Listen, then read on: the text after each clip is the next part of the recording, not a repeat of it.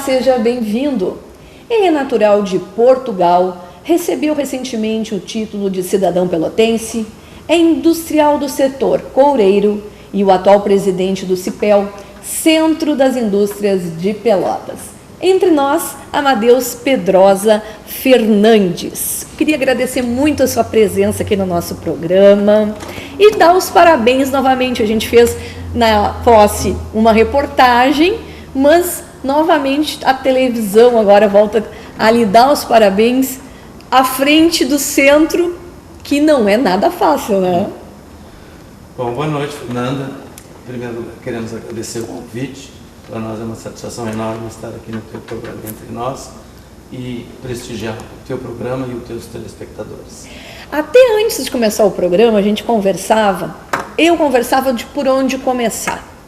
E eu acredito que a gente sempre deva começar conhecendo a pessoa. Então eu gostaria que o senhor contasse para a gente um pouquinho como é que é essa sua vinda, quando que o senhor veio para cá de Portugal, como é que se dá essa chegada aqui em Pelotas? Bem, ela realmente é interessante. Nos anos de 1958, o meu pai veio para Pelotas e a minha mãe veio, nós somos 7 irmãos, e a minha mãe veio 2 anos depois. Então, na primeira leva, o meu pai trouxe 3 filhos, e na segunda leva, a minha mãe trouxe os 4. Eu estava nesses 4, né? Então, nós chegamos aqui no Brasil em 1960. Eu era jovem, tinha 9 anos, e aqui nós começamos toda a nossa vida. Aqui Pelotas foi a cidade que nós nos instalamos, até porque o meu pai, a família do Pinto Ferreira, o dono da joalheria Pinto Ferreira, ele era tio do meu pai. Então ele é que teve a iniciativa de chamar o meu pai para virem morar no Brasil. E aí a família toda se mudou para cá. E como é que vocês fazem a vida em Pelotas? É no ramo de joalheria? Não. Não tem nada. Não tem nada a ver, ele só trouxe, né? Ele só trouxe. A nossa vida, meu pai foi um comerciante na área de armazéns, e dali nós seguimos, estudamos, todos os meus irmãos estudaram e se formaram aqui em Pelotas. Eu derivei para a área do couro, estudei, me formei e morei alguns anos em São Paulo, também trabalhando sempre na área do couro. E nós, nos anos 70, nós iniciamos essa atividade na área do couro. Nosso trabalho foi inicialmente na empresa Arthur Lange e fomos crescendo, a empresa cresceu muito também naqueles anos 70. E no início dos anos 80, nós exercemos atividade numa empresa da própria Arthur Lange, mas era uma empresa individual, separada na Holanda. Então nós moramos praticamente 2 anos na Holanda, administrando essa empresa e administrando toda a parte comercial na Europa no período de 2 anos. Tá, e aí lá é que o senhor é eleito como uma dos principais, das principais cabeças, das principais lideranças do couro mundial. Não foi ainda lá, ó, já antecipei. Não foi ainda. Não foi lá. Depois nós retornei ao Brasil novamente e sempre atuando na empresa Arthur Lange. E ali nós exercemos a direção da empresa desde 1982 até o ano de 2005. E nesse período a empresa era uma empresa extremamente reconhecida mundialmente. Até hoje essa empresa ela tem uma reputação dos seus produtos enorme, muito lembrada. Eu tenho clientes hoje que atuam comigo, que ainda hoje se lembram e fazem lembrar os belos produtos que a empresa produzia.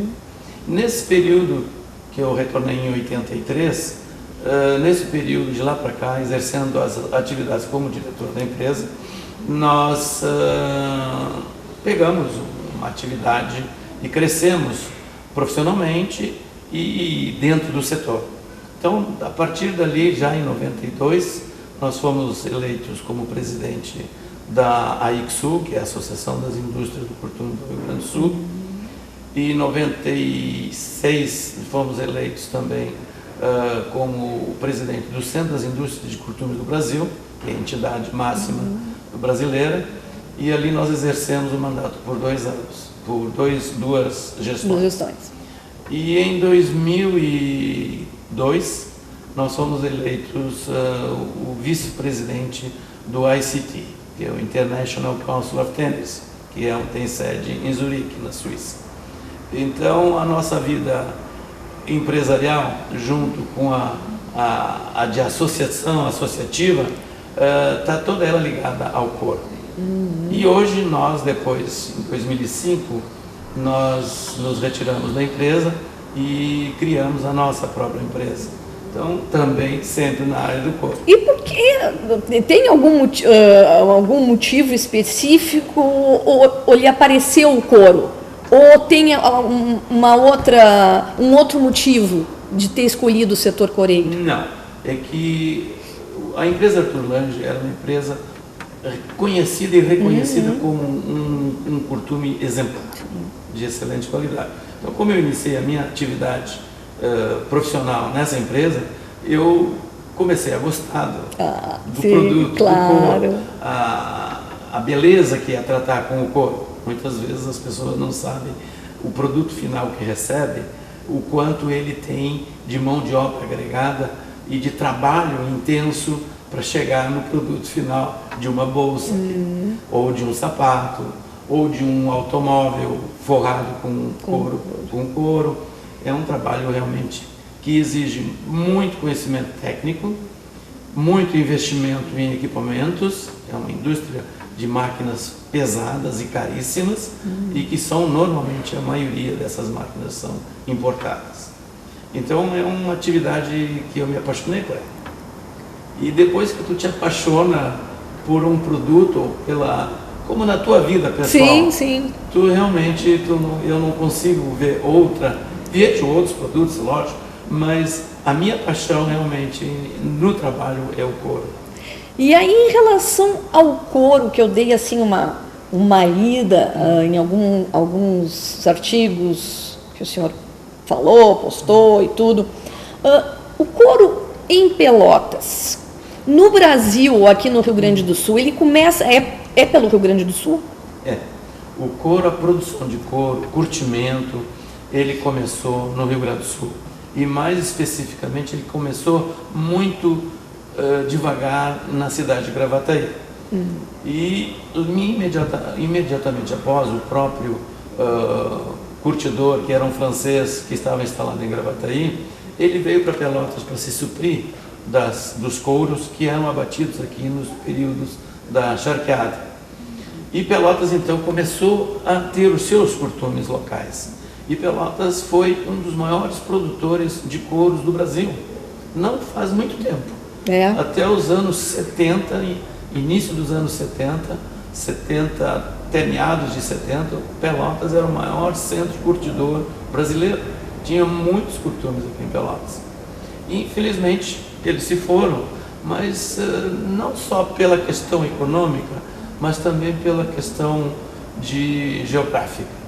Porque a população bovina, ela foi se mudando muito para o centro do país, que tinham terras bem mais baratas para poder colocar o gado e criar o gado, e a região do sul, principalmente a nossa metade sul, que era propícia para a criação de gado, ela foi crescendo muito na agricultura e começou realmente um novo ciclo de produção agrícola nessa região e sobrando menos terras para o gado, para a criação do gado bovino.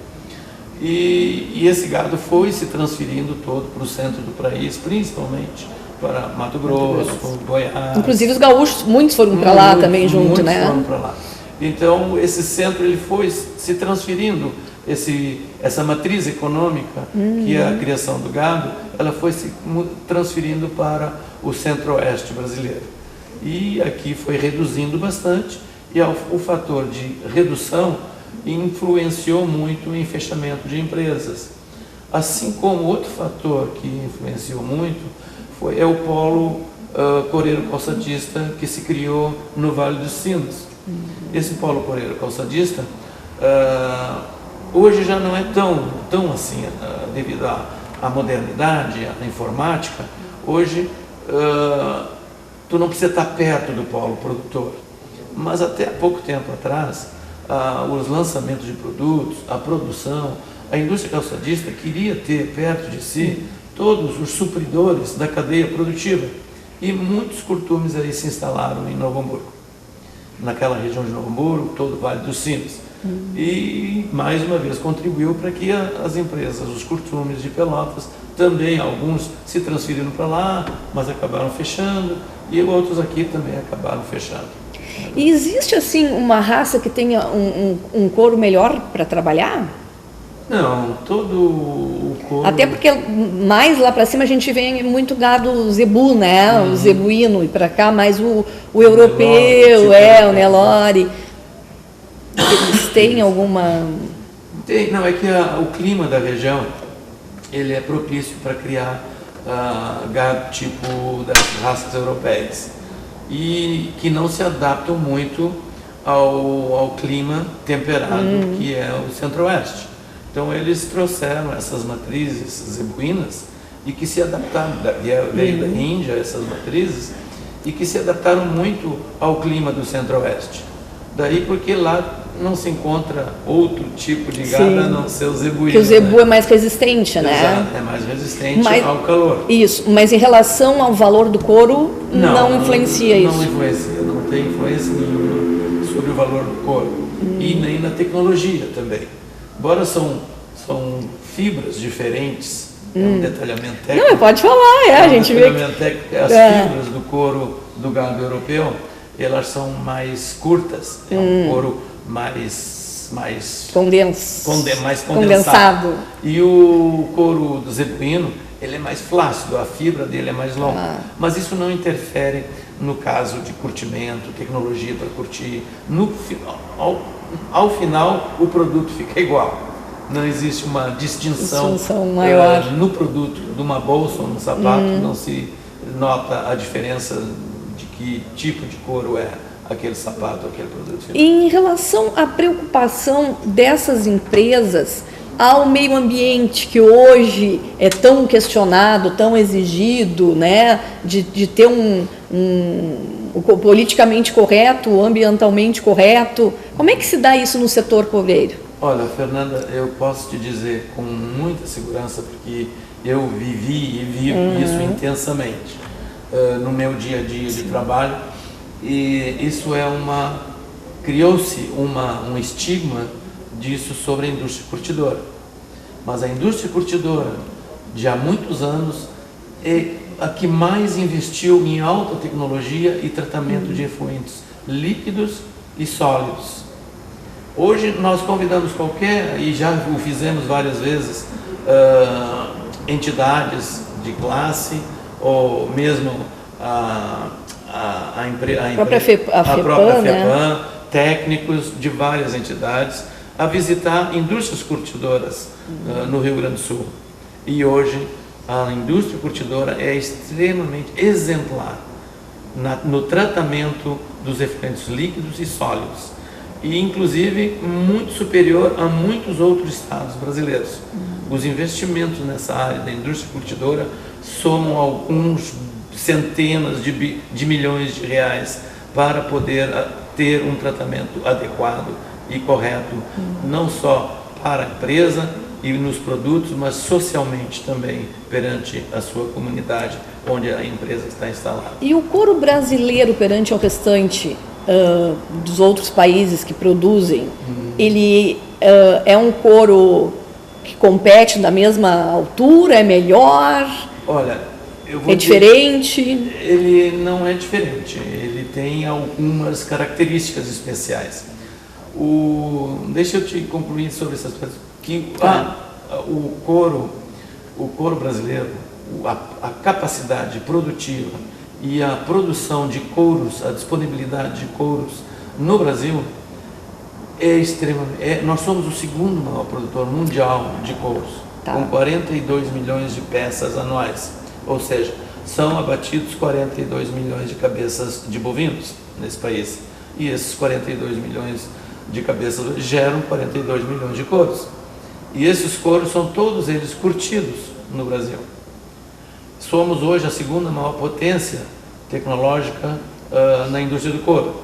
E temos ainda uma capacidade tecnológica reconhecida mundialmente como o Brasil sendo um país desenvolvido na produção de couro. Não, o Brasil como um todo é considerado um país em desenvolvimento, mas nós especificamente no nosso setor de couro, nós somos considerados um país desenvolvido na produção do couro. Então eu te diria assim que o Brasil tem um posicionamento mundial muito focado na indústria de móveis, na indústria de automóveis e na indústria também de sapatos.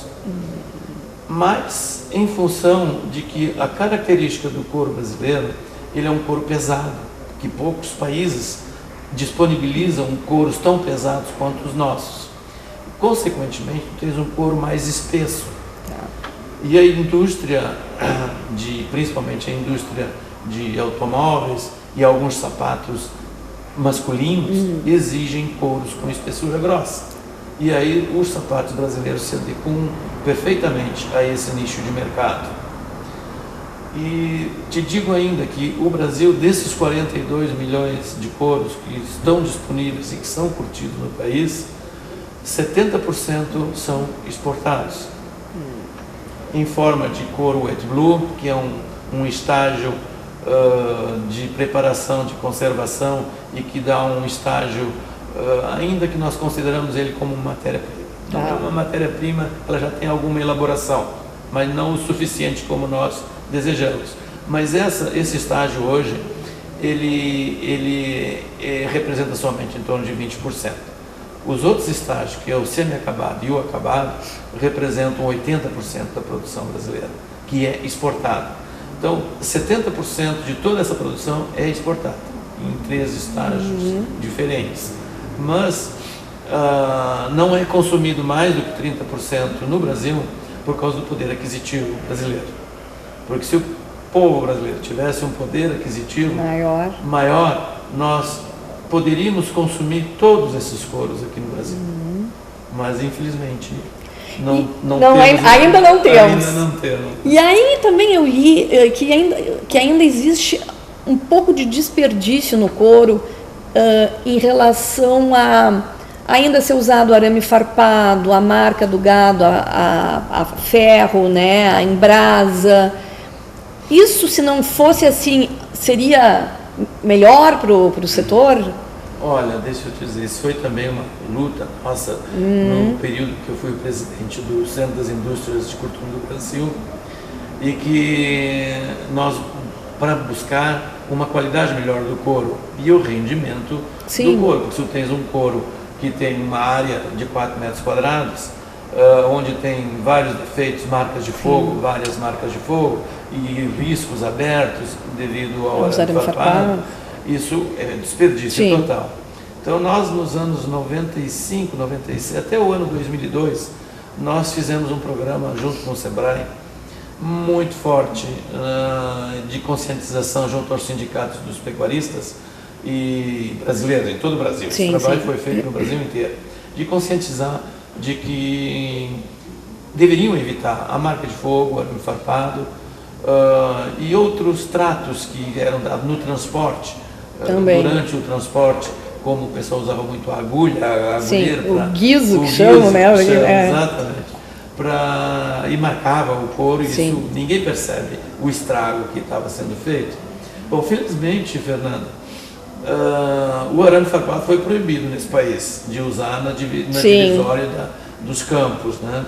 Então esse problema nós não temos mais do arame farpado, mas nós temos o problema das marcas a fogo, que especificamente no estado do Rio Grande do Sul isso se amenizou bastante. A marca é uma marca pequena e a maioria do gado do Rio Grande do Sul, ele tem uma única marca. O problema maior é com relação ao Brasil Central, ao Centro-Oeste e ao Norte, que hoje também o gado já está começando a se mudar um pouco mais para o Norte, especialmente para o estado de Tocantins e Pará. E ali sim, existe muita troca de gado com fazendeiros, e aí eles cada um, bota a sua marca. Então, nós hoje temos alguns couros oriundos dessa região que vem com 4, 5 marcas. Tu pega toda uma área do couro que é desperdiçada em função dessas marcas de fogo. Infelizmente, isso ainda não melhorou muito em relação ao norte, principalmente ao norte. No centro-oeste já melhorou, porque também no centro-oeste, os grandes criadores de gado, eles já fazem, vamos dizer, eles cuidam os seus animais através de satélite. Sim.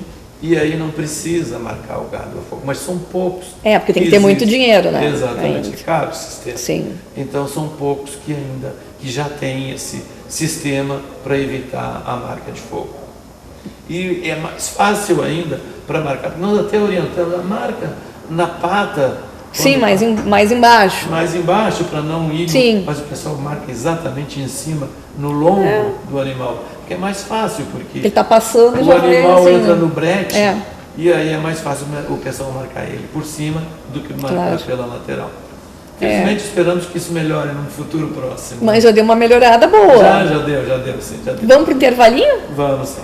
Então a gente vai para um intervalo e depois dos comerciais a gente volta falando com o presidente do CIPEL.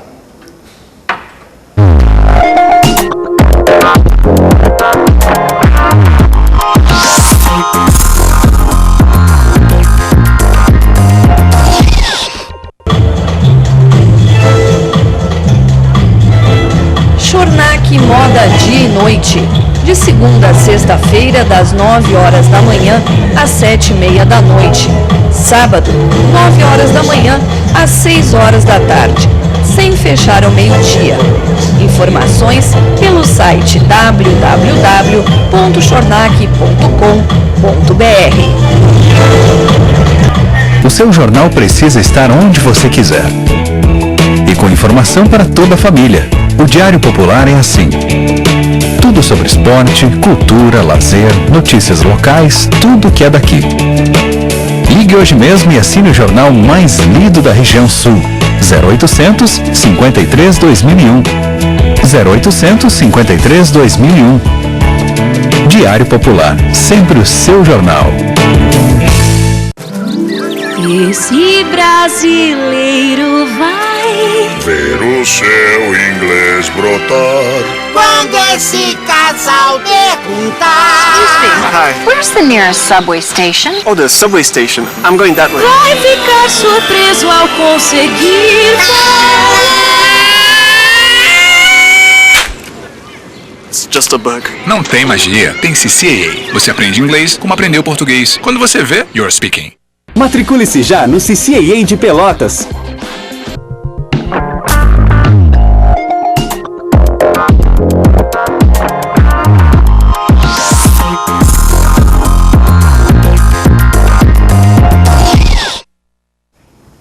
Voltamos ao vivo quinta-feira com o programa Entre Nós, que hoje está entrevistando o presidente do CIPEL, Centro das Indústrias de Pelotas, que é o seu Amadeu Pedrosa Fernandes. No primeiro bloco a gente falava um pouco de couro, que é o seu setor industrial, e aí a gente não falou ainda, para depois a gente partir bem para o CIPEL, sobre a participação, né, do setor coureiro brasileiro no exterior, internacionalmente. Como é que se dá isso? Olha, o Brasil hoje tem uma participação, é um player global na indústria curtidora. As exportações mundiais do Brasil representam, no consumo mundial de couros, 20%. Então nós somos 1/5 de toda a produção mundial de couro com couro brasileiro. Então o Brasil tem uma extrema potência nessa área, que poderá ainda crescer muito mais, agregando valores, se isso for continuadamente sendo exportado. Eu espero que isso seja consumido internamente, porque aí o nosso povo terá melhores condições de receita e de economia melhorando, para poder consumir isso aqui. Mas hoje o Brasil é reconhecidamente uma das potências mundiais na área do couro. E os nossos mercados são basicamente, infelizmente, hoje o grande comprador, não diria infelizmente, porque é um parceiro nosso comercial, mas é a China. Sim, mas tem dinheiro, né? Tem dinheiro. É a China, é o grande importador. E ele importa o produto já ou o couro? Não, ele importa o couro. Tá. Ele importa o couro. É para deixar bem... O produto eles fazem lá. Eles fazem lá e depois a gente compra. Alguns desses produtos vêm para cá, na forma de sapato. Bolsa não acredito que venha, mas sapato tem vindo alguma coisa. Produzido por empresas brasileiras que se instalaram lá, produzem as suas marcas lá na China e trazem as suas marcas da China para cá. Mas o Brasil nessa área é reconhecidamente um grande player internacional. Assim que nós só queremos agregar mais valor a esse produto, fazendo o sapato aqui, fazendo a bolsa aqui, mas infelizmente a política nossa econômica brasileira não nos ajuda muito.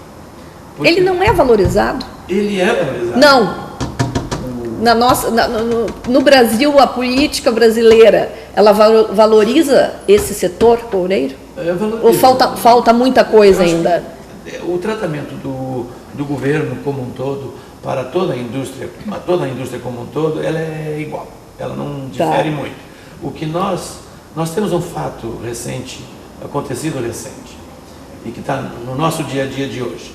Nós estávamos exportando o couro e vários contratos foram fechados, não só no couro, mas no sapato também, que os contratos são fechados por 6 meses. Então, há 6 meses atrás, ou 4, 5 meses atrás, vários contratos foram fechados com $1 de R$ 4,13,80. Hoje, esses contratos estão sendo entregues a R$3,20, R$3,25, a $1 de R$3,20 e de R$3,25. Então, não há empresa que resista, que tenha condições de suportar um prejuízo desse tamanho na exportação. Então, muitas empresas desistem até de exportar, por causa dessa variação cambial que existe, essa instabilidade, melhor dito, essa instabilidade cambial que existe no país. Então, nós pleiteamos, queremos que o governo, esse novo governo, que todos estamos apostando muito... O que está demorando a coisa, né? E queremos uma política estável, não importa se o dólar... Se a pessoa A ou B também. Se o dólar vai ser 3,20 ou vai ser 4, mas que ele seja estável e que possamos, nos dê a possibilidade de nós planejarmos as nossas empresas. Claro, porque começou por 4, que estava altíssimo. Quem sabe qual vai ser o dólar de amanhã? Como é que tu vai fazer uma venda hoje para entrega daqui a 6 meses? A que dólar tu vai fazer o cálculo desse teu produto? É uma incógnita, né? E não existe, a leiga aqui, não existe a possibilidade de fixar esse valor? Não existe. A maioria das empresas não tem como existe fixar. essa possibilidade. Que existe essa possibilidade. Vai ser em cima de $4 até o fim. Mas não faz. A grande maioria das empresas não tem essa possibilidade de fazer essa segurança no câmbio. Precisa créditos para isso, precisa ter o que nós chamamos de alavancagem cambial. Então, a maioria das empresas não tem essa possibilidade. E aqui na região sul, são poucos os coureiros? Aqui hoje, no estado do Rio Grande do Sul? Não, ainda tem bastante, e são os maiores produtores de couros brasileiros em estágio de maior valor agregado. Porque aqui se produz muito couro acabado, pronto para a indústria da confecção, do sapato, do automóvel, do estufado. Ele já sai acabado do Rio Grande do Sul. E é o polo que mais produz esse tipo de produto de alto valor agregado. Porque aí vem mais dinheiro, né? Claro. Porque aí não tem que ir, voltar, já vai pronto para o produto. Para o produto final. Vamos então agora falar um pouquinho do CIPEL, Centro das Indústrias de Pelotas. Como é que foi essa aceitação, o convite tudo bem, mas que o senhor tem mais do que imagina, de um currículo exemplar em termos de indústria, mas assumir um centro de indústria nesse clima típico brasileiro, gaúcho também, porque são duas situações bem complicadas. Como é que foi chegar a pensar, aceito, não aceito? E vamos lá. Bom, eu já fazia parte da diretoria anterior, que era presidida pelo competente Ricardo Miquelon, e eles vinham me namorando para que eu assumisse a presidência do CIPEL. Eu vinha me recusando realmente durante todo esse período. Eu vinha sinalizando que não poderia, em função da minha empresa, em função das minhas viagens, que eu viajo muito internacionalmente, eu viajo também internamente no Brasil, então eu me ausento muito da cidade. E isso era uma dificuldade. E um outro fator que eu não gostaria de assumir na oportunidade a presidência do CIPEL é que a minha família, eu já tinha prometido à minha família... Não vou pegar nada. De que eu não iria pegar mais entidades de classe, que já teria dado a minha parcela de contribuição às entidades de classe, mas ao final de muita conversa com eles, os meus companheiros me pressionando, eu acabei aceitando esse desafio e com muita honra hoje eu digo que aceitei esse convite, não só pela pressão dos meus companheiros de diretoria, mas também pelo apoio que eles me deram e que eles me prometeram dar e que estão dando. Então isso me entusiasmou e eu realmente aceitei esse convite com muito prazer. Está à frente há pouco tempo. Pouco, fresquinho ainda. Está fresquinho. Exato. E eu vi que a novidade nessa gestão é que é uma gestão meio adjunta, composta, tem várias, são 8 setores, até 9 diferentes segmentos econômicos, que no caso que o senhor colocou, que agregou, e que o senhor tem aquela visão de que o grupo faz mais do que uma pessoa só. Isso aí é a minha filosofia de trabalho. Uma pessoa realmente não consegue fazer sem ter um bom time junto consigo. E isso muitas vezes é difícil de administrar, de querer delegar, mas eu não tenho esse problema. Eu sou uma pessoa que realmente necessito que as pessoas trabalhem juntamente e eu delego. Eu, de preferência, se for necessário, eu não faço nada, eu deixo os meus companheiros fazerem, executarem. Porque confia na equipe. Na equipe. A equipe é tudo em qualquer atividade. Tu formais uma boa equipe, teres uma boa equipe, ser competente, é o que te dá o resultado, o que te leva adiante nos teus planejamentos e na execução das tarefas que a entidade ou qualquer empresa tenha que atingir. Então, nós trabalhamos muito em equipe. Essa é uma sinalização que eu sempre dei na minha vida profissional. E aí, em relação também, eu já vi que já foram feitas várias coisas, que já foi feito um convênio entre vocês e a Universidade Católica de Pelotas, né, promovendo desconto nas mensalidades de novos alunos provenientes de empresas associadas. Exatamente. A valorização do estudo, né? Exato. A educação é um caminho que Pelotas, a nossa cidade, ela tem que melhorar significativamente. Ela já é um centro universitário, é um centro acadêmico, mas na área, não só nos centros acadêmicos, mas também na área da educação, do pré. Hoje a gente já nem sabe mais o que é. Para primeiro ainda, grau. Ela precisa melhorar muito. A base, né? A base precisa ser melhorada muito, realmente. Então, nós, com esse objetivo, juntamente com a Universidade Católica, nós assinamos esse convênio com o objetivo de oferecer ao nosso associado e aos filhos dos industriais que trabalham nas empresas nossas associadas, esse benefício não é muito, mas ajuda. Nossa, não ajuda? 10%, em torno até 10% de desconto em cursos da Universidade Católica. Nós esperamos que realmente que as pessoas procurem, que as pessoas, os trabalhadores da indústria, bem como os seus filhos, utilizem realmente esse benefício que nós estamos oferecendo e a Universidade Católica também oferece nesse convênio. Aí também já pegou uma peleia da continuação da obra de duplicação da BR-116, que é a principal bandeira, seria? É verdade, eu realmente peguei isso como uma bandeira inicial, é extremamente importante.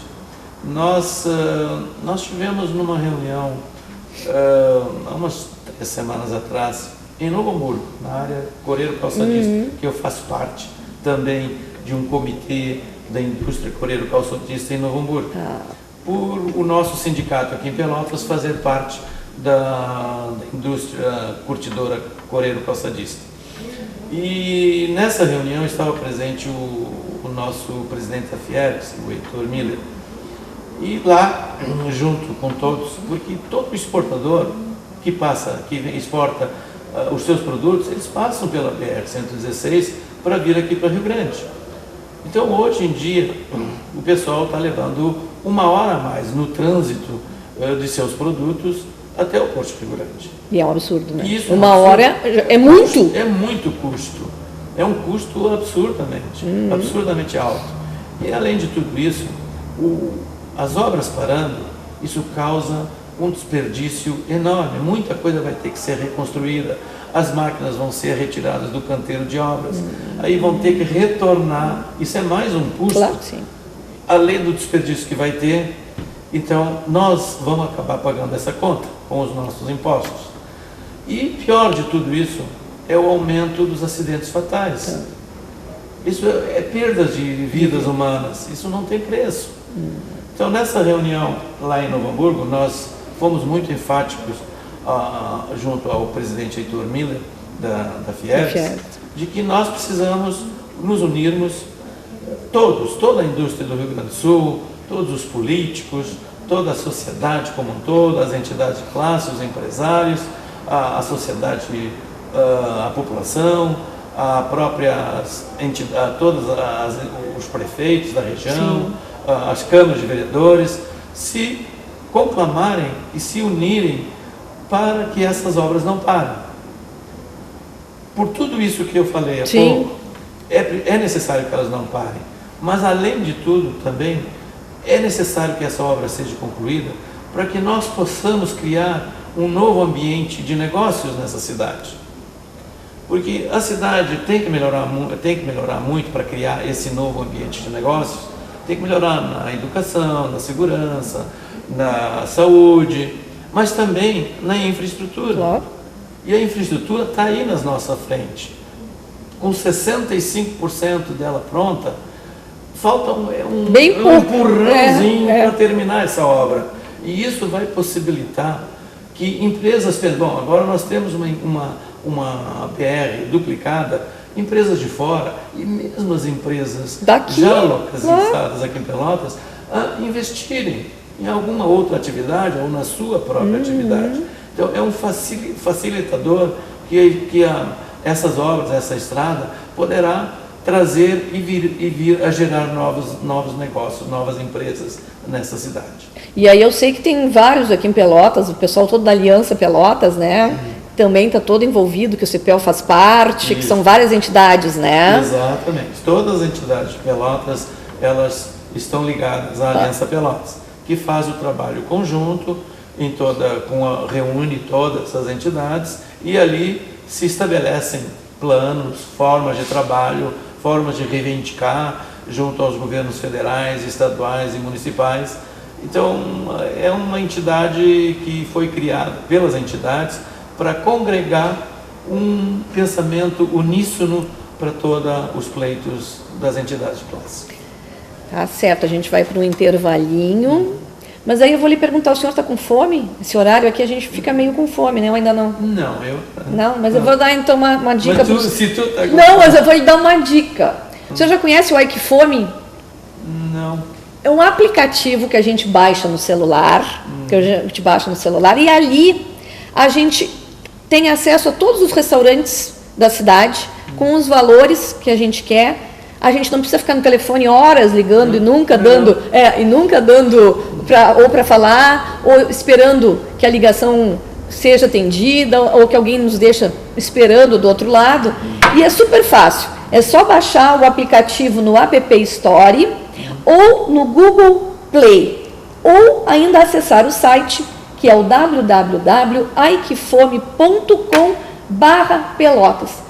Eu vou fazer isso agora para, depois que terminar o programa, daqui a pouquinho, a gente ter um lanchezinho, uma comidinha gostosa nessa noite, que já está ficando friozinha, né? Uma noite fresquinha. E a gente espera que você faça o mesmo aí. Tenta, aproveita, vale a pena. E a gente volta já já.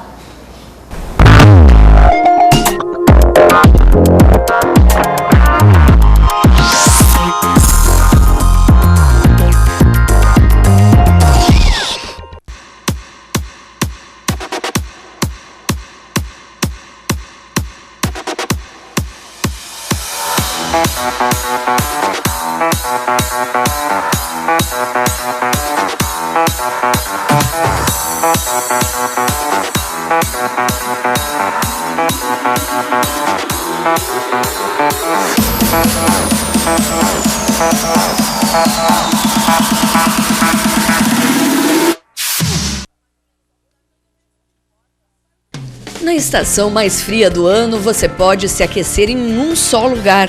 Na Casa Blumenau, a loja preferida da região. Cobertores, edredons, mantas e tecidos em soft nas mais diversas cores e estampas, tanto para adultos quanto para jovens e crianças, nas melhores marcas do mercado. Aqui você encontra qualidade e bom preço, também no setor de mesa, tapetes e vestuário. Para eles, casacões, sobretudo, japonas, jaquetas, casacos em veludo e lã. Para elas, casacos, jaquetas, japonas, blusas e coletes. Mercadorias para todos os gostos e bolsos e nos mais variados tamanhos. E para o banho, jogo de toalhas, roupão masculino e feminino e até touca para cabelo. O melhor em cama, mesa, tecidos, banho e tapetes você só encontra na Casa Blumenau, a loja da Boa Compra. Aberta de segunda a sexta, das 15 para as 9 da manhã ao meio-dia e da 1h30 da tarde às 15 para as 7 da noite. No sábado, das 9 à 1 da tarde. Mas atenção, nos 2 primeiros sábados de cada mês, você tem mais tempo para escolher as mercadorias. É que o horário se estende das 2 às 6 da tarde. Em Pelotas, a Blumenau fica na Rua General Osório, 701, esquina 7 de setembro. E em São Lourenço do Sul, na Coronel Alfredo Born, 539. Casa Blumenau, a loja da Boa Compra. Esse brasileiro vai ver o seu inglês brotar. Quando esse casal perguntar: Hi. Where's the nearest subway station? Oh, the subway station. I'm going that way. vai ficar surpreso ao conseguir It's just a bug. Não tem magia, tem CCAA. Você aprende inglês como aprendeu português. Quando você vê, you're speaking. Matricule-se já no CCAA de Pelotas.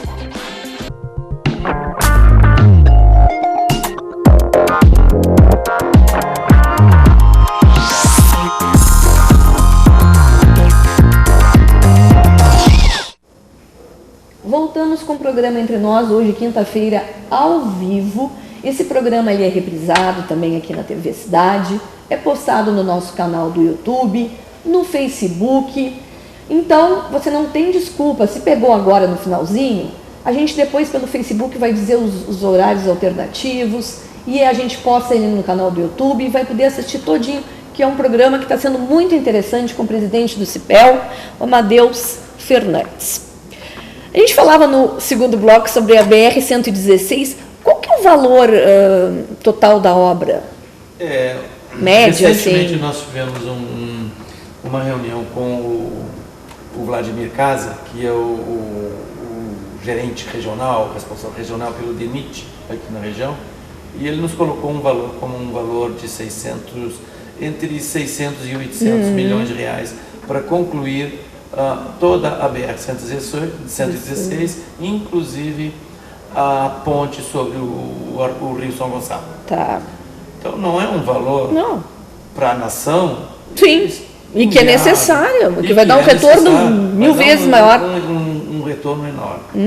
Mas eu queria concluir sobre essa questão da BR-116, dizendo que o presidente Heitor Miller, da Fiergs, ele também assumiu essa bandeira e se comprometeu conosco também de atuar junto à bancada gaúcha, que hoje é presidida ou comandada pelo deputado Querini, e eles também, tivemos uma reunião conjunta entre o presidente Miller e o Querini, no sentido de afinarmos novas ações perante o governo federal para realmente essas obras darem seguimento e serem concluídas o mais breve possível. E tomara que sejam, né? E tem que ficar em cima. Tem que cobrar. Tem que cobrar. Tem que cobrar. E por isso eu menciono sempre que é a sociedade como um todo que tem que cobrar. Claro. Desde o povo, começando por todo mundo tem que fazer essa cobrança aos políticos, até porque a gente vota neles, eles estão ali para trabalhar. Exatamente. Né? Em relação à Agenda 2020, que até eu li aqui que Pelotas compõe a parte, Sinaleira 2020. Eles deram um codinome para e deram então a sinaleira. A sinaleira ela significa que os resultados, é para mostrar os resultados de cada cidade. Tá. Então, a sinaleira, o nome sinaleira que tem, as cidades estão bem, mais ou menos, ou mal. Tá. Então, a sinaleira, o vermelho significa que não está bem. Tá. O amarelo significa que tem que estar de alerta. E o verde quer dizer que está bem. Então, nós tivemos essa apresentação pelo coordenador da Agenda 2020, que é o Humberto Busnello, que é um dos vice-presidentes da Fiergs. Mas esse programa, essa Agenda 2020, ela é um programa que é patrocinado por todas as entidades do Rio Grande do Sul. Fiergs, eu tive o privilégio de falar sobre a agenda aqui com o prefeito Jair Jorge, que é o coordenador, né? Que é o líder ali, né? E ele veio explicar bastante, que é bem interessante, que é pensando o Rio Grande do Sul até 2020, né? Nós já estamos pensando na Agenda 2030. Né? Nossa! Vamos ficar na 20. Vamos primeiro realizar até a 20, né? Porque a 2030 nós estamos muito longe. Tem que ser uma coisa mais pertinho. É o que nós chamamos a indústria 4.0, que é a indústria robotizada. Nós estamos muito longe disso. Então... E abrindo até um parênteses que a gente acabou não falando, bem rápido assim, porque a gente já está... Como é que está o setor da indústria aqui hoje, atualmente, no Brasil, com essa loucura toda? A indústria foi o setor mais atingido por essa crise econômica que o Brasil vem atravessando desde 2012. Medidas corretivas não foram tomadas desde lá, que deveriam ter sido tomadas começar a tomar em 2012, quando o mundo todo percebeu e tomaram as medidas corretivas. E nós, aqui no Brasil, achávamos que era marolinha, que éramos melhores do que eles e não tomamos essas medidas corretivas.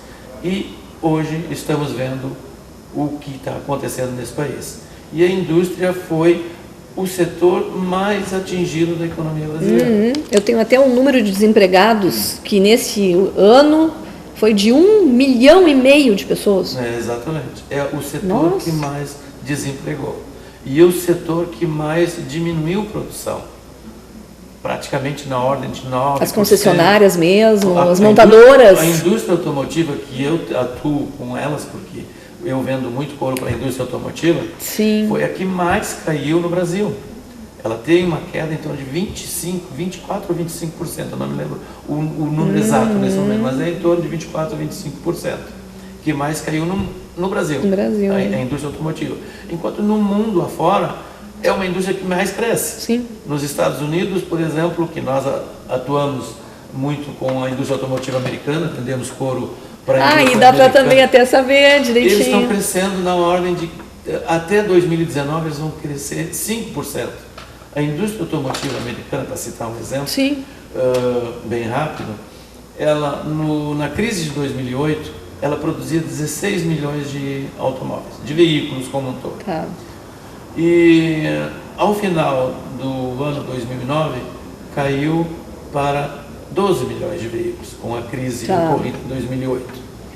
Em 2015, a indústria automotiva americana já produziu 15,8 milhões de automóveis.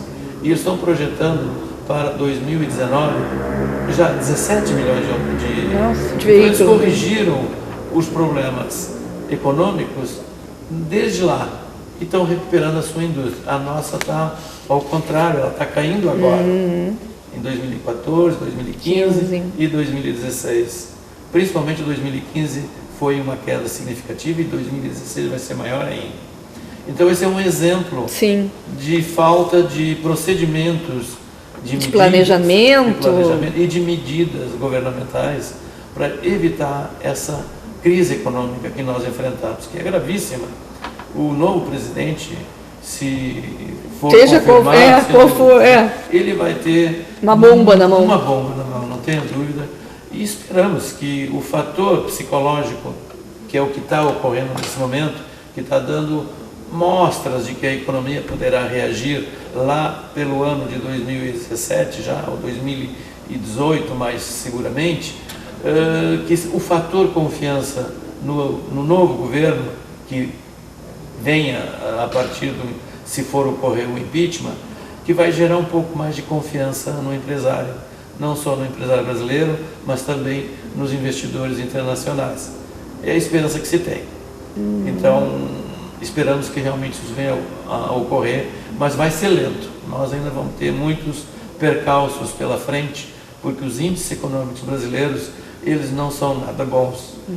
Isso, para recuperar todo esse prejuízo causado nesses últimos anos, isso vai levar uma década para recuperar.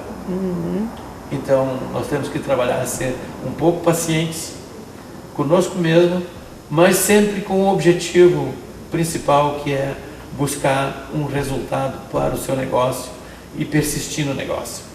Nós entendemos que a persistência, e também somos daquela opinião que na crise que podemos buscar ou encontrar oportunidades de negócio que lá adiante vão reverter num bom negócio e até mesmo num grande negócio. Em relação ao polo aqui, o polo tecnológico, como é que está isso? Eu defendo muito o polo tecnológico. A cidade é uma cidade acadêmica. Então, muitos desses alunos que se formam aqui, eles vão embora da cidade por falta de emprego, não tem trabalho na cidade, acabam indo embora a aplicar os seus conhecimentos em outras atividades ou em outras cidades. Então, o polo tecnológico, o parque tecnológico, ele cria a possibilidade de que o acadêmico em Pelotas e pequenas empresas que têm projetos de crescimento e de inovação possam desenvolver as suas ideias no parque tecnológico. E isso é o início, isso tem exemplos enormes pelo mundo afora e já no Brasil também, exemplos positivos de que várias indústrias ou vários produtos de alta tecnologia nasceram nesses parques tecnológicos. Então, a minha esperança é de que esse parque tecnológico aqui em Pelotas, com a quantidade que nós temos de estudantes que se formam aqui na nossa cidade, possam aplicar seus conhecimentos e desenvolver produtos e criar empresas dentro desse parque tecnológico. E daí, talvez, num futuro longo, a gente sabe que isso é demorado, mas num futuro longo, até criar uma nova matriz industrial em Pelotas. agregando valores nos produtos de alta tecnologia, moderna. Realmente Pelotas já tem bons exemplos na área da saúde. Pelotas tem empresas de renome brasileiro, fornecedoras de equipamentos para a área da saúde, de alta qualidade. Então, devemos pegar o exemplo dessas empresas que atuam na área da saúde e criar novas empresas dentro desse parque tecnológico, que venham a surgir novas empresas em outras atividades ou mesmo também na área da saúde. Eu te confesso que eu sou um entusiasta pelos parques tecnológicos implantados numa cidade. Em relação à missão Uruguai, que é agora no fim do mês, dia 22, o que vai ser feito lá em 33, né? No Uruguai. Bom, a iniciativa ela partiu realmente do prefeito e das comunidades empresariais de 33, o que eles chamam a parte leste do Uruguai, que já tem empresas que produzem produtos e que acabam exportando e exportam para o Brasil. E esses produtos passam por Pelotas e vão para Porto Alegre e São Paulo. E depois acabam retornando de uma forma de distribuição para Pelotas. Então o interesse que eles demonstraram e tiveram é de que por que não Pelotas, que todos os seus produtos passam por aqui, possa ser desenvolvido um intercâmbio comercial com essa cidade, e dessa forma eles nos procuraram. A ideia é excelente. Então, essa é a proposta, é de fazer uma integração comercial de negócios e também política. Existe também o fator político, que também existe interesse de todos os prefeitos da metade sul, da zona sul, interessados em ter essa conexão, não só política, mas também comercial, industrial, né? Então nós estamos retribuindo essa visita já com uma comitiva de empresários que têm interesses em desenvolver também negócios nessa região de 33, na zona leste do Uruguai. Então, e tem gente deles também que teria interesse aqui. Sim, já vieram aqui também, e que agora nós vamos retribuir a visita também com as associações, os prefeitos vão estar juntos também, e com industriais, empresários que estarão nos acompanhando. E dali, então, o passo seguinte é os empresários se unirem, se discutirem os seus interesses comuns e aí desenvolver os negócios entre essas duas regiões. Esse é o objetivo do CIPEL nessa... Até porque o senhor está falando e eu estou pensando, isso seria dentro do que a gente falava em Mercosul. Para a gente terminar, falta um pouquinho, o Mercosul existe? Na minha visão, não. Não, agora o senhor falou isso e eu fiquei... Eu vejo... Porque países saindo da União Europeia, né, discutindo, falou uma época em Mercosul, era só Mercosul. Tá, na minha opinião, ele é muito falho nas trocas comerciais, na área industrial comercial, ele é muito falho. Existem possibilidades de trocas de mercadorias que tem que as pessoas... Esse é um fator que nós não temos aqui em Pelotas. Nós temos que estudar bem a legislação de importação e de exportação dentro do Mercosul, porque muitas coisas às vezes não são feitas por desconhecimento da legislação. Mas, de uma forma geral, o Mercosul ele não agrega muita coisa ao comércio exterior brasileiro. Eu entendo que o Brasil deveria ter discutido mais acordos bilaterais com países do que propriamente buscar um grande mercado, uma formação do Mercosul. Mas, já que ele existe, nós vamos ter que administrar. Eu pensei aqui no Uruguai, né? Tentar nos adequar também à legislação do Mercosul, porque hoje, infelizmente, não existe a possibilidade de que ele seja dissolvido sem a permissão de um país ou de outro. Mas o que o Brasil deve realmente participar e crescer é nas negociações, acordos bilaterais com países do mundo inteiro. É isso que a comunidade europeia está fazendo, que os Estados Unidos estão fazendo, que a Europa, a China, sim, então, todos se abrindo, eles estão abrindo né? seus mercados e fazendo acordos bilaterais com os países. Que funciona, é muito mais fácil de funcionar porque é um país com outro país. e não vários países com outros vários países. Sim. Então isso dificulta muito as negociações, porque cada país tem diferentes interesses Claro. nessas negociações. Uns mais na agricultura, outros mais na indústria, outros mais no comércio. Então sempre dificulta muito essa discussão. Queria lhe agradecer imensamente, lhe desejar muita sorte e que eu sei que está em muito boas mãos. E aqui a TV está aberta para o senhor. Quando o senhor tiver alguma coisa, grita que a gente vai onde o senhor estiver ou chama a senhora para vir aqui. Ok, Fernanda, eu agradeço muito o convite. Realmente foi excelente estar aqui contigo e poder desfrutar esses momentos e poder falar alguma coisa do couro, que é um setor que ele não é muito falado. Não. Então, para mim, que eu sou um apaixonado por essa área, foi um prazer imenso poder falar alguma coisa sobre a indústria e o produto que eu admiro e gosto muito. E Obrigado. a gente espera também que você que ficou ali do outro lado também tenha gostado muito, porque é um assunto bem diferenciado mesmo, né? A gente agradece a você que ficou do outro lado, tanto pela TV quanto pela internet. O Julinho já está me dizendo que o meu lanche chegou, isso mesmo. Ai que fome Pelotas, baixa o aplicativo no Google Play, no próprio site, que é aiquefome.com/Pelotas. Agora a gente vai se deliciar e o nosso próximo encontro ao vivo é quinta-feira que vem. Até lá!